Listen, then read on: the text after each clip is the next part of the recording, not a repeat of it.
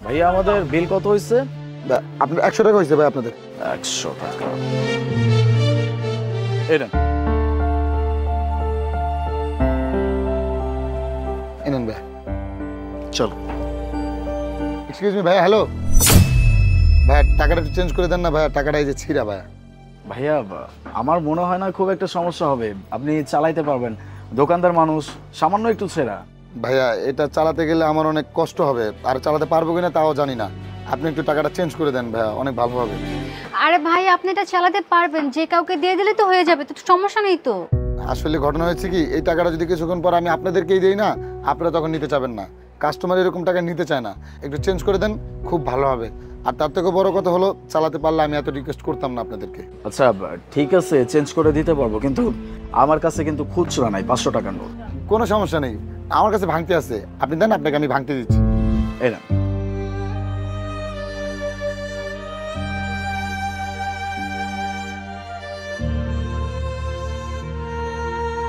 এই যে ভাইয়া 400 টাকা। 400 টাকা কেন? আপনি তো আমাকে 300 টাকা দিবেন। না না ভাইয়া, আপনার বিল হয়েছে 100 টাকা, আপনি আমাকে 500 টাকা দিলেন, আমি আপনাকে 400 টাকা ফেরত দিলাম। হ্যাঁ ঠিক আছে যে আমার বিল 100 টাকা হয়েছে, কিন্তু একটু আগেই আপনি আমাকে 100 টাকা দিচ্ছেন, তার মানে আপনি আমাকে 300 টাকা দিবেন। না না ভাইয়া, কি বলছেন? আমি 100 টাকা আগে দিলাম কই? আপনি আমাকে 500 টাকা দিলেন, আপনার বিল হলো 100 টাকা, এই যে আপনাকে 400 টাকা ফেরত দিলাম। উনি কখন টাকা দিল? হ্যাঁ আমি তো জানি উনি আমাকে টাকা দিচ্ছে, ভাইয়া আপনি আমাকে 100 টাকা বেশি দিচ্ছেন। কি বলতেছেন ভাই? এতদিন যাবত ব্যবসা করি, এরকম ভুল কখনো হয় নাই। আমি আপনাকে 100 টাকা দিলে এখনকার 400 টাকা দিতাম? আপনি আমাকে 500 টাকা দিচ্ছেন, আমি আপনাকে 400 টাকাই দিছি। ঠিক আছে ভাই, হিসাব ঠিক আছে। আরে দেয় নাই তো, উনি তো বললো তো আমাদের তো দেরি যাচ্ছে, আসো।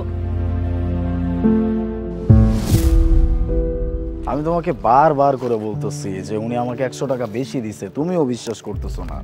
আরে তুমি তো নিজেই বোঝার চেষ্টা করতেছো না যে উনি তোমাকে টাকা দেয়নি, আর উনি যদি টাকা দিত তোমাকে কি বলতো না? আর হ্যাঁ, ওনার বিজনেস লস করে কি তোমাকে এক্সট্রা কোনো টাকা দিবে? তুমি তো এইটাও বিশ্বাস করতেছো না। আচ্ছা ঠিক আছে, আমি ক্লিয়ার করে দিচ্ছি। আমার পকেটে 700 টাকা ছিল, আমরা কত টাকার জিনিস নিছি? 100 টাকা। তাহলে আমার কাছে কত টাকা থাকবে? 600 টাকা। 600, 200, 400, 500, 600, 700। এখনো স্টিল নাও আমার কাছে 700 টাকা। আরে এখানে তো 700 টাকাই আছে। আমি তো এইটাই বুঝাইতে চাচ্ছিলাম যে উনি আমাকে 100 টাকা বেশি দিচ্ছে, কিন্তু তুমিও বিশ্বাস করতেছো না, আর সে তো বিশ্বাস করতেছে না, আমার সাথে তর্ক করতেছে। আর এই টাকাও তো এখন ফেরত দিতে হবে তাকে।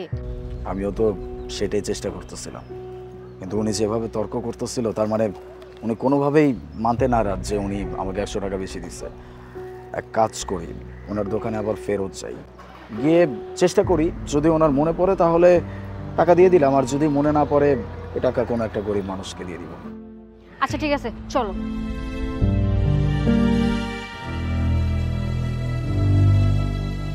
ভাইয়া। কি ভাইয়া, আর কিছু লাগবে? না, চল। আচ্ছা ঠিক আছে।